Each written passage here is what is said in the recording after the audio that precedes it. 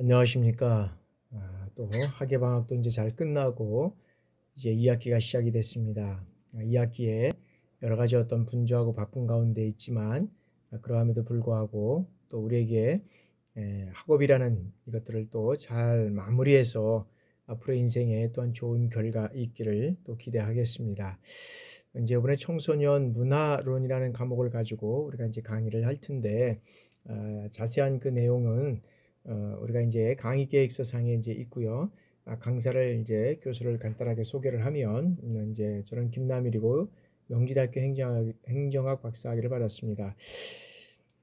87년 7월 25일 날 육군학사장교 9기로 임관을 해서 뭐 짧은 시간 동안 이제 군에서 근무를 했습니다. 92년 7월 30일 날 전역을 해서 전역하기 전에 이제 702 특공연대 1대대 소대장과 군수장교, 그다음에 중대장 교육을 필요한 후에 지금 해운대에 있는 69사단, 지금은 이제 해체가 됐죠. 물금에 있는 양산 그 69연대 4중대 중대장 1차 중대장만 마치고 이제 대위로 전역을 하게 됐습니다. 현재 이제 예비역 수령 진급을 해서 경민대학교 직장예비군 대대장을 겸직하고 있습니다. 대학에 있으면서 계속적으로 공부를 하면서 앞으로 우리가 살아갈 인생 무엇을 준비할 것이냐라고는 과정 속에서 제가 계속적으로 사회복지사, 청소년 지도사, 평생교육사, 가족상담사, 건강가정사, 요양보호사, 외국인 대상으로 하는 한국어 전공 교사, 외국 한국어 교사 이런 것 자격증을 취득을 했습니다. 그래서 이제 저도 뭐 얼마간 있을지는 모르겠지만 이제 정년을 하게 되면 저에게 주어진 이런 자격증을 가지고 또 사회에 나가서 봉사를 할 수 있는 그런 아마 계기가 될 것 같습니다. 여러분들도 특별히 이제 군대 전역을 하시고 또 청소년 지도사라든지 또 다른 어떤 그런 자격증을 취득하게 된다 그러면 또 여러분들 준비하는 가운데 좋은 결과가 있으리라고 생각을 합니다. 자, 다음에 이제 학습 목표 및 요망 수준, 교육과정의 어떤 특징을 우리가 살펴보도록 하겠습니다. 청소년 문화론이라는 과목은 기성세대들이 이런 경험한 시대 문화와 어떤 세대 차이에 따른 소통 문제에 대한 거리감을 이해하고 청소년들의 어떤 문화적 환경을 공유하고 그리고 급변하는 현실 속에서 청소년들의 어떤 문화 트렌드와 그다음에 이 아젠다를 이해하고 창의적인 문화 실천의 주체자로서 리더에 갈 수 있는 이러한 지도력을 함양하는 데 있다라고 우리가 볼 수 있고요. 학습 목표는 청소년 문화의 발전 방향으로 여러 가지 어떤 그런 청소년 문화와 관련된 이 발전 과제와 대안을 무엇인지 지도자로서 이제 어떤 전문적인 지식과 능력을 함양하고 배양하는 데 있다라고 볼 수 있습니다. 여러분들이 또 관심을 갖고 있는 학습 평가 방법에는 출석 20점과 중간 기말 40점에서 100점 만점이 되겠습니다. 과제는 여러분들한테 과제를 이제 드려야 되는데 실질적으로 그동안 이제 여러 가지 코로나로 인해서 훈련도 아마 좀 여러 가지 어떤 중단됐던 이런 훈련들이 이제 아마 계속적으로 강화되고 실시됨으로 인해서 여러 가지 어떤 바쁘고 분주한 가운데 있다는 거 압니다. 그래서 여러분들한테 과제는 제출하지 않고 받지 않고 이런 어떤 출석만 잘하고 기말고사, 중간고사를 잘 보면 여러분들이 또 학점을 취득하는 데 문제가 없도록 그렇게 진행하도록 하겠습니다. 주 교재는 청소년 문화로서 양서원에서 나온 오윤석 한인수 공저가 되겠습니다. 보조 교재는 청소년 문화론 정민사의 신성철의 공저로 되고 나머지 이 발표 자료라든지 어떤 논문 각종 매체 자료를 활용해서 이런 어떤 그런 발표도 하고 토의도 하고 질의도 하고 이런 내용들을 진행해 나가도록 하겠습니다. 자, 이번 주에는 이제 1장 청소년의 이해, 그래서 청소년의 어떤 역사적 이해, 개념적을 이해하고 그 다음에 발달적 과정 이런 것들을 이제 이해하는 쪽으로서 우리가 진행해 나가도록 하겠습니다. 자, 고대, 이 고려 시대에 이 청소년에 대한 관심은 우리가 어떤 면에서 보면 기원전 400년의 어떤 플라톤에서부터 시작이 됐다라고 우리가 볼 수 있습니다. 그래서 플라톤의 어떤 대화편 중에서 법과 국가를 보면 아동과 청소년의 행동 통제에 관한 조언뿐만 아니라 이들에 대한 어떤 묘사와 설명이 여러 군데 나타나고 있다라고 우리가 볼 수 있습니다.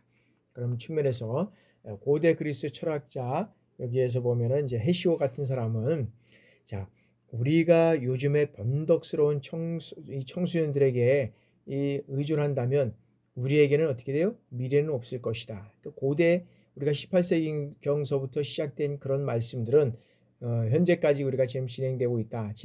이 ING 현상이다라고 우리가 볼 수 있죠.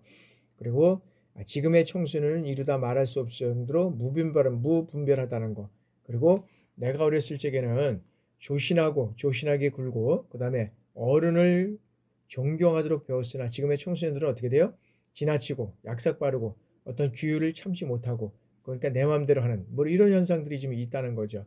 그래서 우리가 하나로 느낄 수 있는 것은 고대서부터 현재에 이르기까지 우리가 어떤 면에서는 우리 청소년들은 한마디로 우리가 이제 세상적인 얘기를 하면 싸가지가 없다.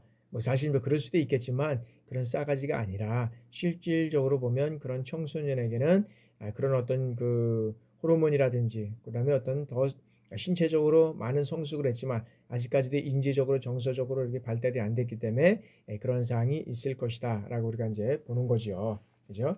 그래서 우리가 이제 18세기도 이런 현상들이 있다. 그래서 미래는 없다라고 해서 현재까지 왔는데 앞으로는 청소년이 없는 미래 세대 사실 어떤 면에서는 암울한 그런 시대가 될 수밖에 없다라고 우리가 볼 수 있는 거죠.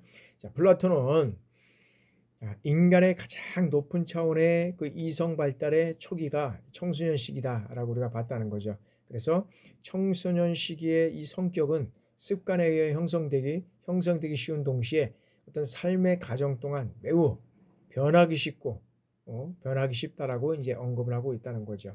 그리고 자, 아리스토텔레스 같은 경우에는 아리스토텔레스는 최초로 인간 발달 단계의 어떤 구체적인 어떤 기술, 그다음에 나이에 따라서 발달 특성의 차이를 이제 구분하고 있다라고 우리가 볼 수 있다는 거죠. 그래서 청소년들의 어떤 성격 유형에 대해서 청소년들이 격정적이고 성급하고 충동에 따라서 행동하기 쉬운 집단, 뭐 이렇게 이제 얘기를 하고 있다는 거죠. 그들은 그 아리스토텔레스가 얘기할 수 있는 우리 청소년들은 자신이 전지전능하다고 생각하며 무엇이든지 할 수 있다고 생각하고 그 다음에 자기들 어떤 주장이 옳다고 생각하는 이 이유는 무엇이든 도에 지나치기 때문이다 라고 설명을 하고 있다는 거죠. 그래서 청소년의 본질에 대해서 부정적으로 언급하고 있음을 우리가 볼 수 있다는 거죠. 그래서 청소년기 초기에는 불안정하고 인내심이 부족하고 자기 통제 능력이 부족하지만 후기 청소년은 어떻게 돼요? 이제는 21세기에 걸어오면서부터 자기 통제력이 많이 개선되어 있다. 그래서 우리가 그 나이가 먹어가고 조금씩 이제 이렇게 어떻게 사회생활의 어떤 경륜이 쌓이면 좀 여유가 있는 그런 이제 어떤 측면이 있을 것 같습니다. 그러나 초기에는 어떤 면에서는 여러 가지 어떤 그런 했던 사항들을 다시 한번 변경하고 바꾸고 뭐 하려고 그러면 이제 시간이 좀 걸릴 수도 있는 거죠. 그러다 보니까 이제 어떤 자기 통제 능력이나 이런 쪽에서는 좀 부족할 수 있다라고 우리가 볼 수 있는 거죠.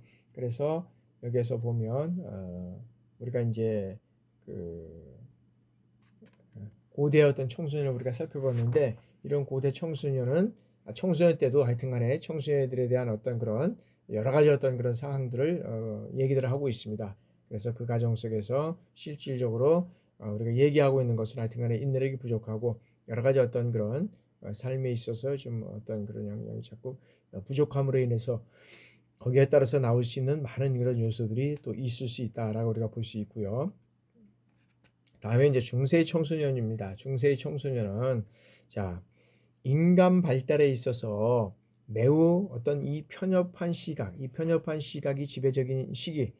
그래서 청소년에 대한 어떤 사회 시각은 매우 어떻게요? 냉소적이다라고 우리가 보고 있다는 거죠. 그래서 청소년을 비인격적인 존재로 취급을 하고 있다는 거죠. 취급했기 때문에 자 청소년이라는 이 개념 자체가 어떤 면에서 보면 존재하지 않는다. 청소년이라는 이런 개념 자체가 존재하지 않는다라고 우리가 보고 있다는 거죠. 그래서 그 시기만 해도 청소년에 대한 어떤 그런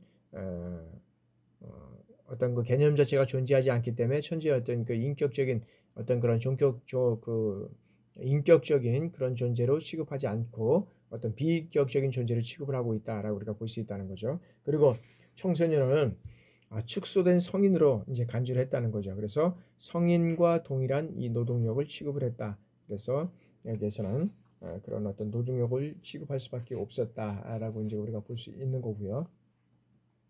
그래서 이 시대의 어떤 청소년은 실적으로 보면 이제 어떤 면에서 보면 뭐 견습공, 뭐 하급 기술자 이런 거에 지나지 않았다는 거죠. 그래서 이제 이들 나름대로의 어떤 독자적인 문화, 사고 방식 이런 게에는 허용되지 않았다는 거죠. 그리고 엄격한 이제 어떤 면에서는 이제 교리가 상당히 이제 중요했다라고 우리가 볼 수 있다는 거죠. 자, 청소년들의 이 행동을 악령이 내포되어 있기 때문이라고 해서 혹독한 훈육과 체벌, 노동을 통해서 이 악령을 몰아내야 한다고 이제 생각했다는 것이죠. 그래서 여기에 청소년기는 14세에서 28세로 해악과 탐욕, 정욕에 대한 어떤 헛된 망상을 이제 가지고 있다라고 우리가 볼 수 있는 거죠. 그래서 이 시대 어떤 그런 중세의 청소년 시대에는 자, 청소년은 어떻게 돼요? 변덕스럽고 오만하고 불안정하고 더 이상적이고 인생의 큰 문제를 의식하지 못하는 존재로 인식되고 있다라고 우리가 볼 수 있다는 거죠. 자, 다음은 자, 이제는 이제 근현대의 청소년입니다. 근현대의 청소년 같은 경우에는 실질적으로 보면 자, 이 중세 청소년, 즉 중세 시대 청소년에 대한 어떤 패러다임은 근대에 들어서면서부터 이제 변하기 시작했다라고 우리가 볼 수 있습니다. 이 로크라는 사람은 이거는 어떤 잔다크루스 같은 경우 로크는 성인과 이 청소년은 어떻게 돼요? 양적인 이 성장, 양적인 면뿐만 아니라 질적인 면에서도 다르기 때문에 청소년 발달에 관한 어떤 새로운 이론과 기술의 본질에 대해서 과학적 연구가 필요하다고 우리가 주장을 하고 있다라고 우리가 볼 수 있다는 거죠. 그래서 이 장자크 루스는 자, 근대적 관점에서 이 청소년의 개념을 처음으로 정립한 이 프랑스 자연주의 철학자다. 근대적 개념에서 청소년의 어떤 개념을 개념을 처음으로 창립한 사람이다. 그리고 아동과 청소년이 성인과 동일하게 취급하는 것은 실제로 보면 여기서는 안 된다는 이런 신념을 가지고 있다는 거죠. 그래서 그에 져서 우리가 보면 저서의 에밀에서 보면 자, 아동과 청소년은 축소된 성인이 아니라 독립된 인격체라고 해서 이제 그것을 이제 주장하고 있다라고 우리가 보고 있다는 거죠. 그래서 독립된 인격체를 보증하고 그래서 청소년기는 자기만의 어떤 이 가치와 장점을 정립해서 재탄생 혹은 제2의 어떤 탄생을 이제는 경험하는 시기다라고 우리가 이제 볼 수 있다는 거죠. 그래서 실적으로 보면 여기에는 이제 그 청소년에 대한 어떤 그 사회적 관심은 19세기 후반부터 이제 높아지게 됐다는 거죠. 이제 초기에 어떻게 됐냐면 자, 산업사회 당시에는 특정 부유층을 제외하는 일반 아동들을 대부분 예비 노동자의 개념으로 이제 받아들여져서 생산활동에 반드시 참여했기 때문에 청소년기라는 어떤 단계가 굳이 필요하지 않았다는 거죠. 그러나 산업화되고 도시화되고 교육기간이 연장됨으로 인해서 어떻게 돼요? 이들이 이제는 차지하는 사회적 영향이 커지고 그리고 청소년 계층이 증가되면서 이들과 관련된 사회 문제가 대두되기 시작했다는 거죠. 그래서 이로 인해서 아동 청소년에 대한 어떤 그런 그 과학적 연구의 필요성이 제기됐고 여기에 교육과 보호 의식이 싹텄기 때문이다라고 우리가 얘기를 할 수 있다는 거죠. 그래서 여기에서 이제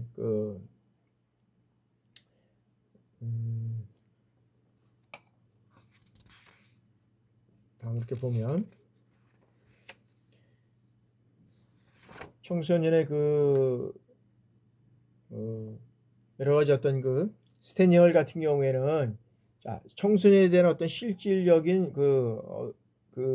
어떤 연구를 한 미국의 심리학자입니다. 스탠리 홀은 그래서 이 친구 같은 경우에는 여기에서 보면은 어떤 면에서 보면은 학문적 이 청소년의 어떤 학문적 정립에 크게 공헌한 미국의 심리학자다.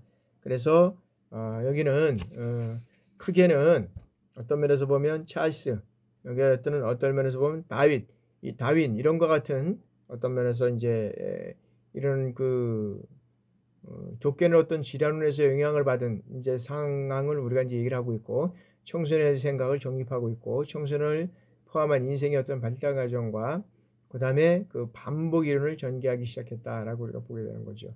그래서 슈트루무트 드랑이라는 용어를 가진 이 청소년에 대한 이 적용해서 어떤 표현하는 이제 우리가 이제 그런 얘기가 있는데, 그건 뭐냐면, 자, 청소년기는 야만인이 문명인이 되기 위한 과정이다. 그러니까 야만인이 어떻게 돼요? 문명인이 되기 위한 과정으로 질풍노도화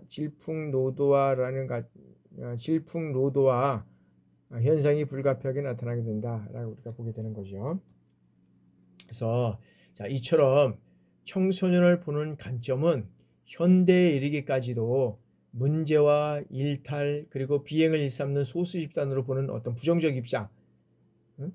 입장이 있고, 그리고 그들 자신들만의 어떤 독특한 문화를 통해서 갈등을 해소하는 동시에 심리적 욕구를 충족시키면서 그들의 문제를 어떤 면에서는 다른 문제를 해결하고자 여러분 노력하는 특성을 가진 세대를 노력하고 있다라고 우리가 보면 되고요.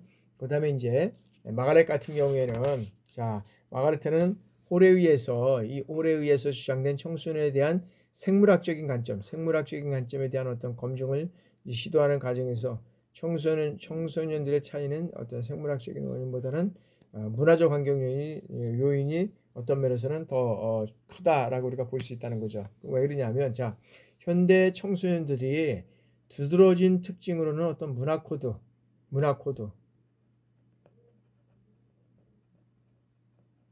아젠다, 두드러진 특징은 문화 코드와 아젠다가 빠르게 바뀐다는 것이다 라는 거죠. 그래서 1980년대 후반부터 청소년들에게 붙여진 이 신세대라는 신조어는 현재까지 이 아름다움을 다 거론할 수 없을 정도로 다양한 명칭으로 이제는 불러지고 있다라고 우리가 볼 수 있다는 것이죠. 그 다음에 이제 서구와 미국 사회의 청소년을 우리가 한번 살펴보면, 자, 1980년대에서부터 이제 우리가 20년도 이 사이에는 어떤 일이 있었나요? 자, 이 청소년에 대한 개념이 여러 학자들에 의해서 주장되었다는 거죠. 그래서 미국의 모든 주에서 청소년 관련법이 제정되고 시행됐다. 1890년대부터 20년대까지 이제 미국의 모든 주에서 이 청소년 관련법이 제정되었고, 그 다음에 이제 실행되었다는 거죠. 그리고 이제 1920년대에서부터 55년, 이 또한 이때까지는, 자, 30년 동안에 이 청소년을 어떤 면에서 보면 복잡한 변화, 그다음에 사회적 지가 이제 달라지게 되었다는 거죠. 그리고 1920년 쾌락주의를 추구했던 청소년들이 1930년 이제 대동강과 40년대 제2차 세계대전 이후 그들의 어떤 삶을 위협하는 심각한 문제가 이제 발생하게 됐다는 거죠. 그리고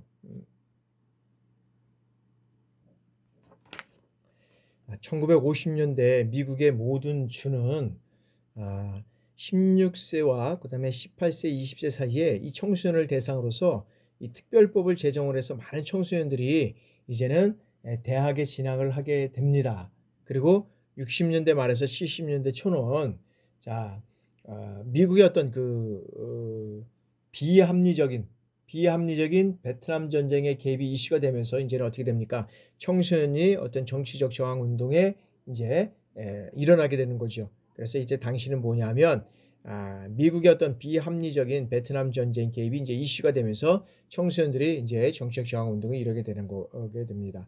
그다음에 70년대는, 자, 이 청소년들이 어떤 면에서 보면은 이제는 그 교육을 통해서 성취 지향적 직업이나 그 다음에 지상승적 직업에 관심을 갖게 되었고, 그 다음에 물질적 이 관심이 청소년들의 어떤 동기를 지배하기 시작했다는 겁니다. 그래서 여성에 대한 어떤 그런 것도 관심이 이제는 관심의 어떤 비중이 이제 높아지게 되었다라고 우리가 볼 수 있다는 거죠.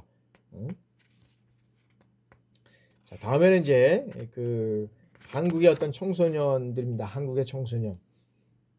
자, 이 홀은 1904년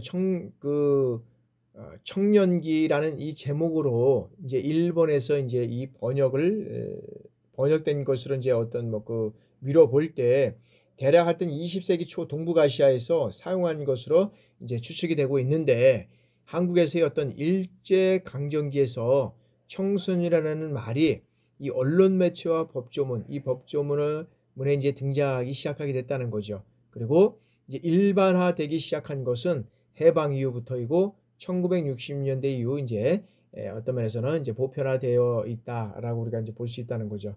그래서 여기에서는 이제 그 근대사에서 이 청소년은 가족의 일원이라는 개념에서 이 학생이라는 이 독자적인 어떤 면에서 보면 그 위상을 갖게 되면서부터 이제 큰 의미가 있다라고 우리가 이제 볼 수 있다는 거죠. 그래서 소수의 어떤 선택된 청소년들만이 학생에 속할 때 주변적인 어떤 범죄에 속한 청소년들은 어떻게 돼요? 여기에는 근로청소년, 뭐 이렇게 이제 여기에 이제 근로청소년으로 이제 분류가 됐다는 거죠. 그리고 70년대 국가에서 이들에게 산업여군이라는 이름을 이제 붙여주게 되는 거죠. 그런데 1980년대 이제 근대화, 1980년대화가 되면서 이제 근대화가 진행되면서 다수의 청소년이 이제 어떻게 돼요? 이제 대학에 이제 진학을 하게 된다는 거죠. 진학을 해야 되는 거지. 그래서 여기에는 그 학생 청소년과 그다음에 어떤 말에서는 근로 청소년이라는 이 구분이 성립되지 않았다는 거죠. 그러면서 이제 좋은 청소년과 비행 청소년으로 분류가 됐다라고 우리가 볼 수 있고요.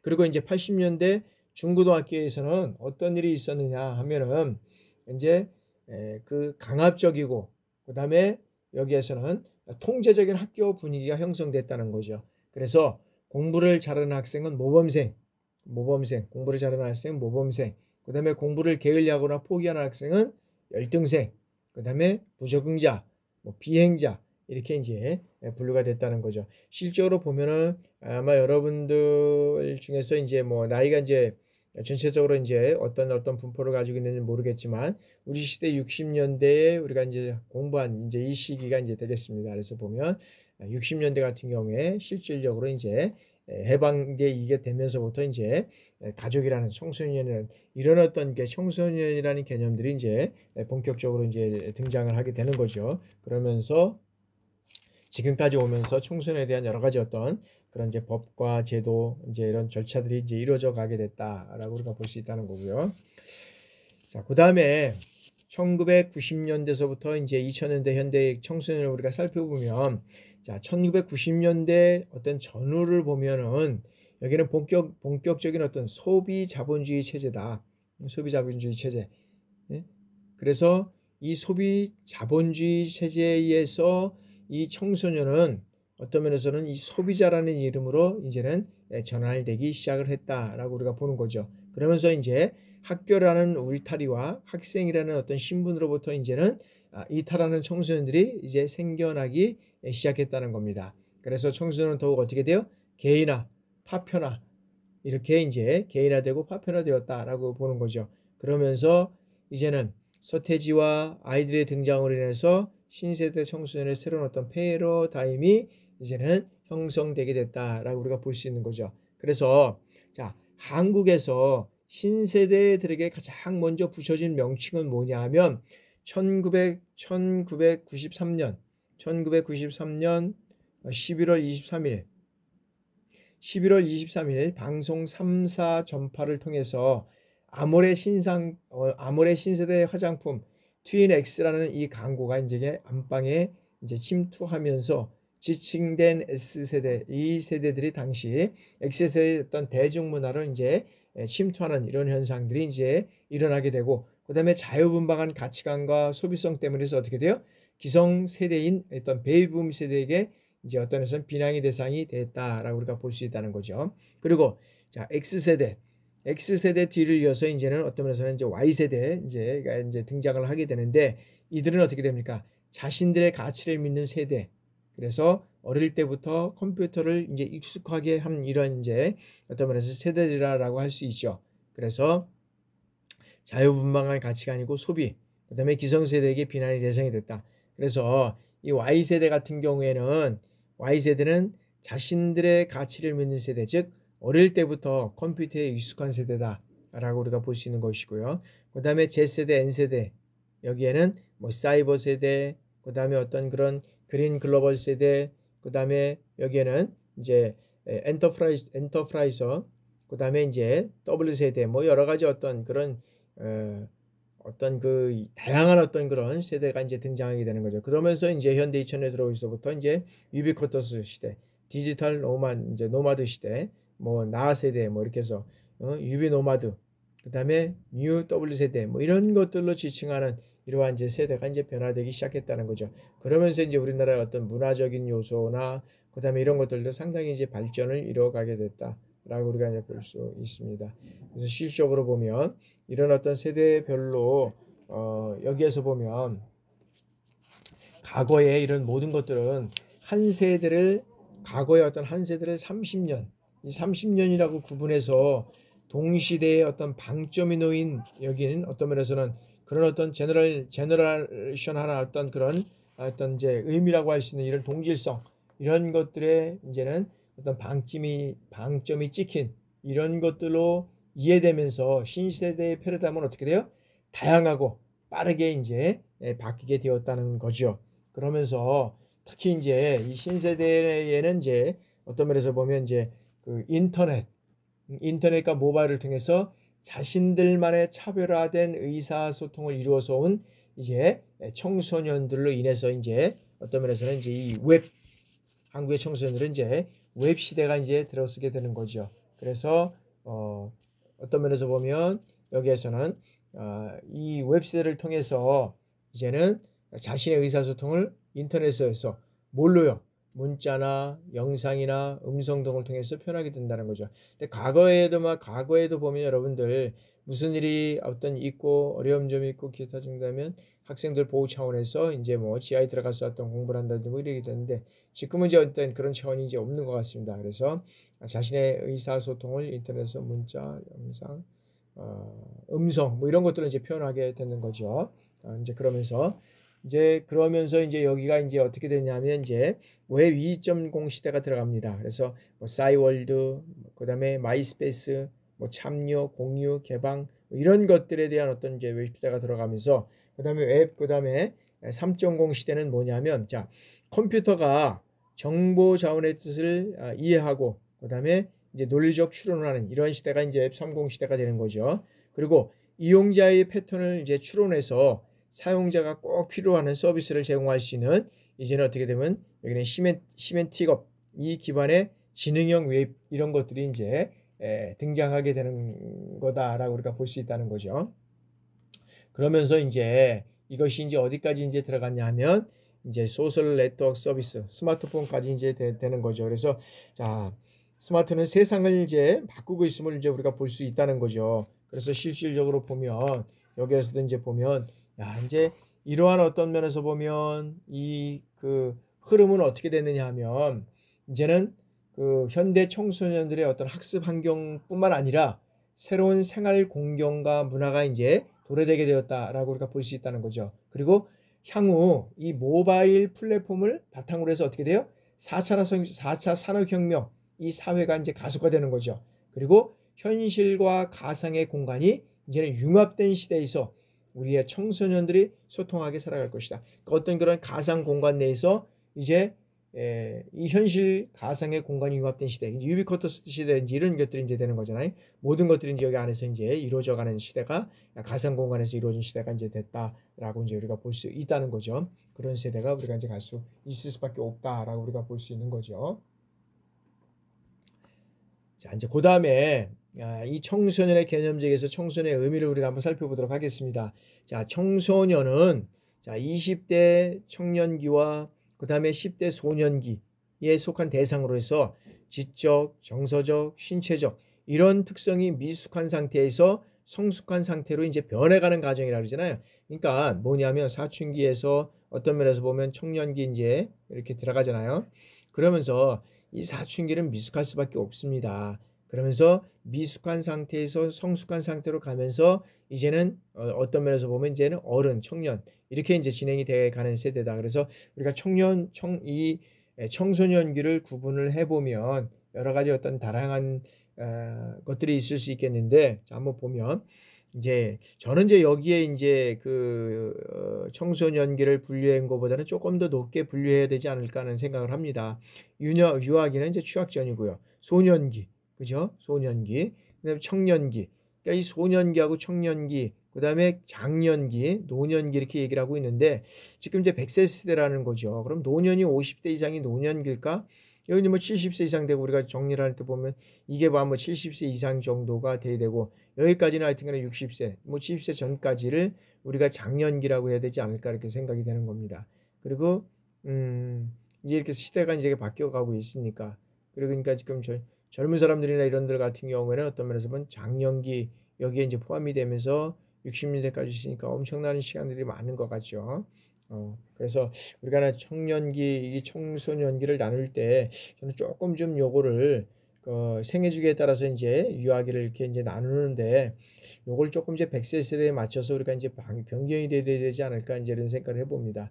그래서 뭐 10, 20 뭐 이렇게 그런 것이 아니라 조금 더 세분류해 가지고 우리가 소년기, 청년기, 장년기, 노년기 이런 것들을 통해서 우리가 이뤄가지 않을까 생각을 합니다. 자, 생애 주기에 의해서 청소년기는 소년기와 어떤 청년기의 사람을 통틀어서 부르는 우리가 개념이라고 할 수 있다. 그래서 자, 학문적으로 청소년의 개념은 단순한 일정 연령 구분의 이상의 의미를 우리가 가진다라고 볼 수 있다는 거죠. 그래서 누구에게나 있는 이 인생 발달의 한 단계라고 해서 사회적으로 모든 사람이 인정받으며 성장하는 것은 아니었다라고 우리가 볼 수 있다는 거죠. 그래서 여기에서는 이제 청소년에 대한 여러 가지 어떤 그런 일들이 이제 나오게 되는데 실질적으로 보면 여기에서는 이제 청소년기를 우리가 이제 유래적으로 이렇게 이제 쭉 보면 청소년기에 여러 가지 어떤 사항들이 일어나고 있는데요. 그건 뭐냐 하면 어떤 그런 신체적인 변화에 따라서 청소년기 즉 사춘기에는 생물학적 변화가 일어난다는 거예요. 그래서 사춘기의 어떤 대표적인 특징이라고 할 수 있는 2차 성징이 있는데 이것을 출현함으로 인해서 이제 남자 청소년은 남성의 어떤 신체적 특징을 그리고 여자 청소년은 여성의 어떤 신체적 특성 이것들을 이제 갖추기 시작하는 이제 시기라고 우리가 볼 수 있다는 거죠. 그래서 이로 인해서 어떤 성적 기능이 활발해지고 강한 어떤 성적 충동을 느끼게 됨에 따라서 청소년들은 어떻게 돼요? 이런 욕구를 표출할 대상과 그리고 방법을 찾는 과정에서 이제 갈등을 겪게 된다라고 우리가 볼 수 있다는 거죠. 그래서 신체적, 생리적 성숙의 어떤 특징이 나타나는 일반적인 시기로는 여자의 경우에는 12에서 13세부터 그리고 남자의 경우에는 18세에서부터 20세까지 그 다음에 남자는 14세부터 15세까지 그 다음에 20세에서부터 20세까지 이런 것들을 우리가 볼 수 있다라고 이제 말씀드릴 수 있고요. 자, 다음에는 이런 어떤 청소년을 우리가 살펴보면 자, 청소년의 우리가 상황들을 보면 자, 인간 발달 단계에서 신체적, 정신적으로 급속한 이 변화가 일어날 시기다. 그래서 라틴어의 어떤 푸베르타스, 꽃 피우다, 뭐 성장하다 이렇게 이제 얘기를 하고 있는데 꽃 피우다 이렇게 얘기를 하고 있는데 여기에서는 우리의 어떤 푸버티라고 할 수 있는 우리 청소년을 우리가 이제 신체적, 정신적으로 급속한 변화가 일어나는 시기를 우리가 이제 이해할 수 있고요. 다음에는 자, 사춘기를 포함한 전체적 변화의 시기다. 그래서 여기에서는 라틴어의 어떤 그런 오드레스 세레 뭐 이렇게 얘기를 하고 있대. 여기는 뭐 성장한다, 성숙에 이른다 이런 것들을 의미하고 있다라고 우리가 볼 수 있고요. 그 다음에 이제 여기는 애돌레슨 뭐 이런 것들을 통해서 이제 우리가 이뤄갈 수 있다는 것이고. 자, 다음에 이제 어떤 청소년의 의미를 우리가 세 번째로 보면, 자, 청소년의 자율성, 책임성, 권리, 참여, 시민성, 이러한 독특한 문화적 어떤 사회적 의미를 강조하고 있다. 그래서 우리가 영 뭐 하면 뭐 우리가 청년, 뭐 영 청년, 뭐 이렇게 해서 우리가 이제 부르고 있지 않습니까? 그래서 그런 사람들을 우리가 이제 청년, 청소년 이렇게 이제 부르고 있다라고 우리가 볼 수 있죠. 자, 청소년의 이제 의미 또 계속해서 한번 살펴보도록 하겠습니다. 그래서 청소년기는 이 각 사회에 따라서 다르게 구분하고 있다. 그래서 청소년기의 기간은 어떤 면에서 사회문화적 환경에 따라서 이제는 달라질 수밖에 없다라고 보이는 것이고요. 그리고 이 발달 수준의 정도에 따라서 청소년기의 기간이 달라진다는 거죠. 왜 그러냐면 발달 수준이 높은 사회, 그 다음에 발달 수준이 낮은 사회, 이런 거로서 인해서 어떤 청소년기의 기간이 달라질 수 있다라고 우리가 볼 수 있는 거죠. 예를 들어서 보면, 자, 우리나라와 같이 발달 수준이 높은 사회에서는 어떻게 돼요? 청소년의 어떤 기간, 이 기간이 어떤 길어지고 있고, 그 다음에 사회 중심의 어떤 그 중심부로 청소년이 진입하고 있음을 우리가 알 수 있다는 거죠. 그래서, 자, 각 학문 분야 및 우리나라의 어떤 법령에서 청소년기에 대한 다양하게 어떤 정의된 이런 것들은 실질적으로 좀 어렵다, 없다라고 우리가 볼 수 있다는 거죠. 왜? 시대적 상황에 따라서 여러 가지 계속 청소년들은 어떤 변화가고 있고 또 변화갈 수밖에 없는 그런 상황이 되다 보니까 좀 그렇다라고 우리가 이제 볼 수 있는 거고요. 그래서 우리나라 이제 그 청소년, 우리나라에서의 청소년이라 하면 어떻게 되냐면 여기에서 보면 어떤 그런 여기서는 생리적, 어떤 그런 심리적, 지적, 문화적, 사회적 재반, 이러한 특성을 모두 통합하는 개념. 그래서 미성숙한 상태에서 이제 성숙한 상태로 변해가는 이 가도기에 있는 10대에서 20대 초반에 속한 이러한 사람들을 우리가 이제 우리나라에서 이제 청소년이라고 한다. 근데 실제로 아까도 이제 우리가 청소년을 우리가 청소년 그랬잖아요. 그러면 이 청소년의 이 가도기적인 어떤 그런 상태를 우리가 보면 청소년기의 가도기적 어떤 그런 이 성격보다는 뭐 자율성, 책임성, 권리, 참여, 시민성, 이것들을 강조하는 어떤 청소년들만의 독특한 이 문화적 그리고 사회적 특성을 강조할 때 사용된다라고 우리가 볼 수 있다는 거죠. 그래서 이 청소년들이 과거와 달리 이제는 생생한 어떤 그런 것들을 다 하게 되어 버리니까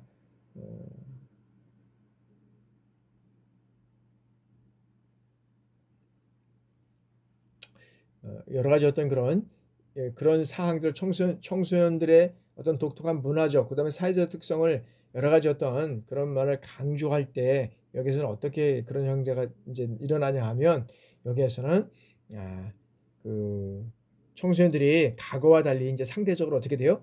풍요해지기 시작함에 따라서 이들이 소비 주체가 된다는 거죠. 소비 주체로 등장하게 된다는 겁니다. 그래서 10대들은 어떻게 돼요? 소비 문화의 어떤 주도 집단으로서 뭐 패션이라든지 음악이라든지 영화, 그다음에 대중문화 이러한 영향을 많이 받고 있다는 거죠. 그리고 동시에 얘는 또 이 청소년들은 뭐가 돼요? 디지털 혁명은 이들이 문화 산업의 어떤 적극적인 수용자이자 활용자 집단으로 이제 부상하게 됐다는 거죠. 그래서 청소년의 개념을 한마디로 정의하기에는 매우 어렵다라고 우리가 말씀드릴 수 있다라고 볼 수 있는 거고요. 그럼 이러한 청소년을 우리가 구분해 보면 우리가 네 가지로 구분해 보겠습니다. 사회 역할에 따른 구분과 그 다음에 심리적, 신체적 변화에 따른 구분, 취약 연령에 따른 구분, 법률에 따른 구분 이렇게 우리가 말씀을 볼 수 있는데 자, 첫 번째 우리가 이제 사회적 역할에 따른 어떤 그런 사회적 역할에 따른 그런 구분을 한번 우리가 이제 보도록 하겠습니다. 자, 이 전통적으로 어느 집단에서나 어떤 그런 삶의 전 과정에서 여기에서 출생이라든지 그 다음에 성인식, 혼인 그리고 사망 이 시기를 중요하게 이 시기를 받아들여서 각각의 어떤 이런 통계에서 여기는 통과 의례를 어떤 면에서는 치렀다라고 우리가 볼 수 있다는 거죠. 그래서 이러한 통과 의례를 통해서 성인이 되었음을 알리기도 하고 그 다음에 경제적 자립이나 어떤 정서적 자립, 이 결혼을 통해서 청소년기가 종료되고 이제는 성인이 되었음을 우리가 이제 인정하기도 했다라고 볼 수 있다는 거죠. 그리고 이제 어떤 그런 그 사회 그런 어떤 집단 개인마다 청소년기가 지속되는 기간이 청소년이 지속되는 기간이 다르기 때문에 이러한 구분은 어떻게 돼요? 일반성과 여기는 어떤 객관성을 확보하기 어렵다는 한계가 있다는 거죠.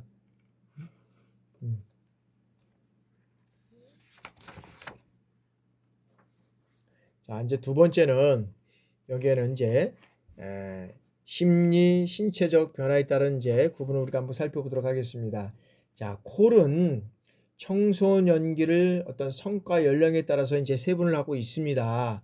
그래서 여성의 경우 청소년 초기를 뭐 13세에서 15세, 그 다음에 중기를 15에서 18세, 후기를 17세에서 19세, 남성의 경우는 17에서 17세, 뭐 중기 17세에서 19세, 후기가 19세에서 20세, 이런 어떤 교육 종류 기간을 구분을 했다는 거죠.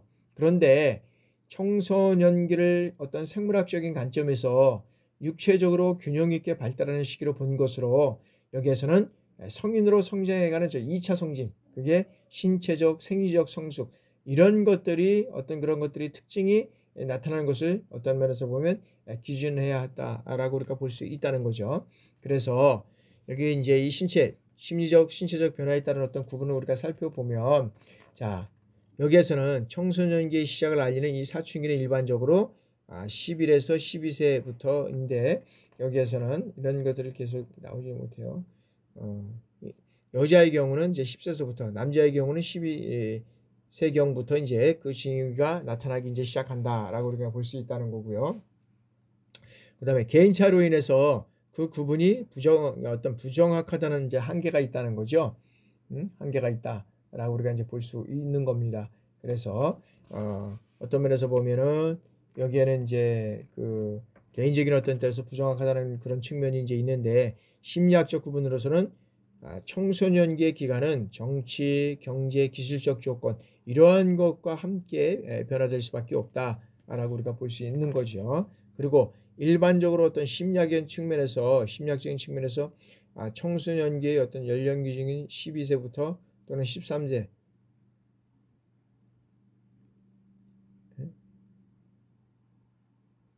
13세부터 시작해서 이제 23세 또는 24세 그 체성기를 이루고 있고, 경우에 따른 30세까지도 이제 여기서는 이제 확대되고 있다라고 우리가 이제 볼 수 있다는 거죠. 그래서 신체적, 심리학적 변화에 따른 이러한 연령을 기초해서 청소년기를 구분하는 것은 어떤 개인적, 정치적, 그 다음에 어떤 경제적, 어떤 기술 조건 이러한 것들로 인해서 어떤 면에서는 조합 변화로 인해서 구분이 될 수도 있다. 그래서 그 부분이 부족하다. 어떤 면에서 보면 이제 그 기술적 조건과 뭐 어떤 그런 것들이 이제 부족하다는 한계를 드러내고 있다고 볼 수 있다는 거죠. 왜냐하면 자, 후기 산업사회 이후에 위생 조건의 개선이라든지 어떤 좋은 영양, 그 다음에 성에 대한 개방적 문화, 사춘기의 시작, 이런 시기를 앞당겼고, 사회가 요구하는 어떤 고도의 전문적 지식과 기술을 여기에는 더 긴 재학 기간을 요구함으로써 시기의 입장을 더 요구하게 되었기 때문이다 라고 우리가 이제 볼 수 있다는 것이죠. 자, 다음에는 이제 취약 연령에 따른 이제 구분입니다. 취약 연령에 따른 구분. 그래서 이제 여기에는 자, 취약 연령 혹은 어떤 학력에 따라서 청소년의 시기를 이제 구분할 수 이제 있다라고 보는데, 자, 오늘날 이 초등 교육과 중등 교육은 일정한 연령층을 대상으로 해서 학교 시설에서 이제는 공교육의 형태로 이제 이루어지는 것이 우리가 특징이다라고 우리가 볼 수 있다는 거죠. 그래서 자, 청소년을 어떤 면에서는 이 청소년을 초등학교 어떤 취학자부터 고등학교 졸업자까지, 그리고 혹은 중학교라든지 고등학교 졸업자로 한정하는 것이 이제 어떤 면에서는 접근법이다라고 여기서 볼 수 있다는 것이죠.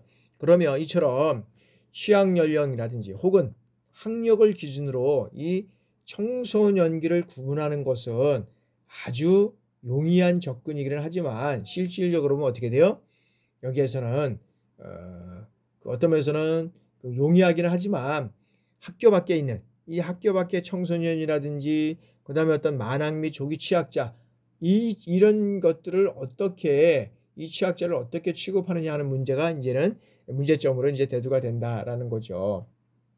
그래서 이에 대해서 이제 저자는 어떻게 얘기를 하고 있느냐 하면 이제 오윤서는 자, 긴 교육기관과 이 군복무를 중심으로 해서 이 특성을 갖는 한국의 어떤 청소년에 대한 구분을 이제는 어떻게 되느냐 초등학교 3학년부터 4학년 초등학교 3학년부터 4년부터 이제 중학교까지의 시기 그 다음에 중기를 이제 초, 중, 후기를 나누면서 이제 고등학교 시기 그 다음에 청소년기를 청소년 및 군 복무 기간을 통틀어서 장년기 전 단계의 시기 뭐 이런 것들은 이제 우리가 이제 얘기를 할 수 있다라고 이제 볼 수 있다는 거죠. 그래서 실질적으로 보면 대학교 및 어떤 면에서 보면 군 복무 기간을 통틀어서 청소년 후기로 봄이 여기에서는 어떤 면에서는 타당하다, 타당하다라고 우리가 이제 볼 수 있다는 거죠.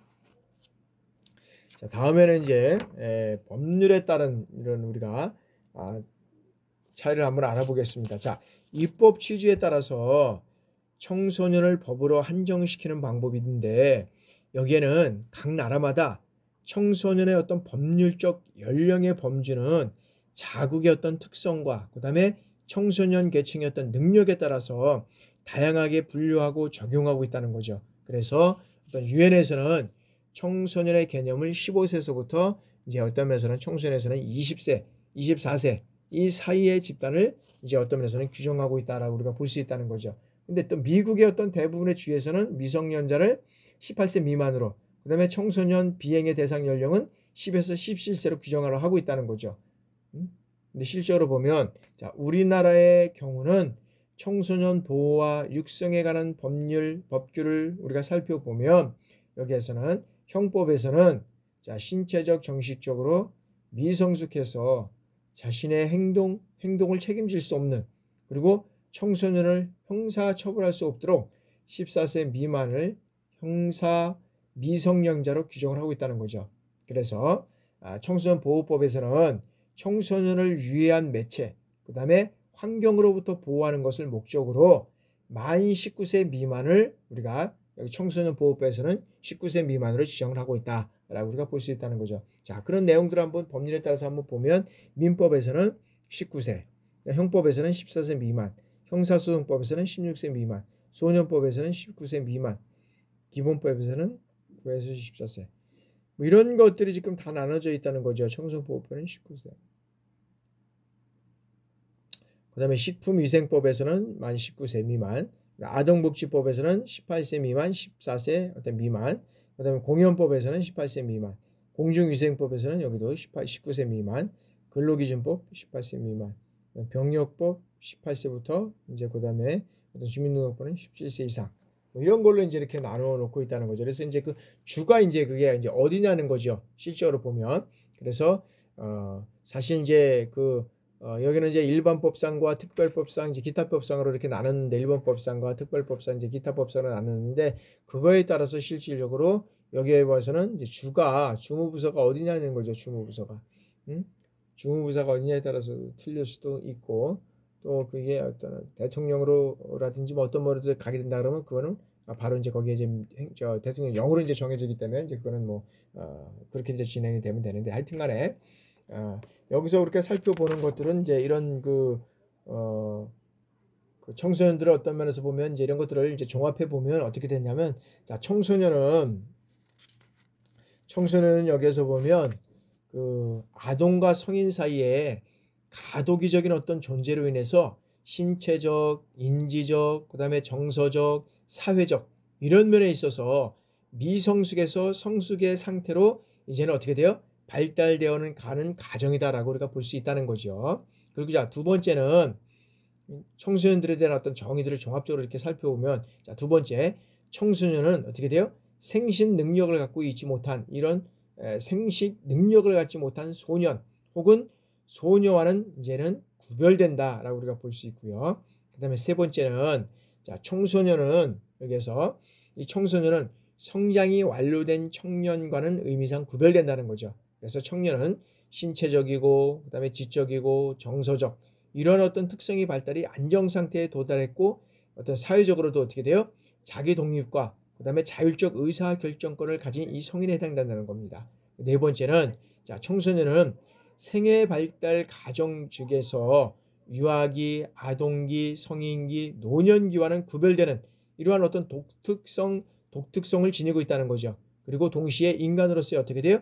인격적 존엄성을 지닌 어떤 존재다라는 거죠. 그래서 기성세대와는 이 청소년을 한 인격체로 존중하고 이들만의 어떤 독특한 가치와 생활 양식 이런 것들을 인정하고 수용하는 자세 이런 것들이 이제 필요하다라고 우리가 볼 수 있다는 거죠. 자, 다음에는 청소년은 이제 발달적 이해인데 우리가 10분 동안 휴식하고 이제 진행해 나가도록 하겠습니다. 잠시 10분간 휴식하겠습니다.